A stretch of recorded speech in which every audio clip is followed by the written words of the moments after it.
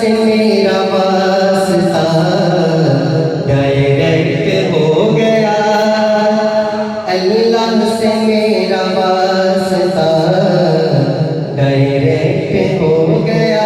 जब से मेरा हुजूर से कॉन्टेक्ट हो गया। शायर लिखता है मेरा कमाल क्या है, ब्लेसिंग है गॉड की। मेरा कमाल क्या है, ब्लेसिंग है गॉड की। जो उसकी मैं निगाह में सेलेक्ट हो गया।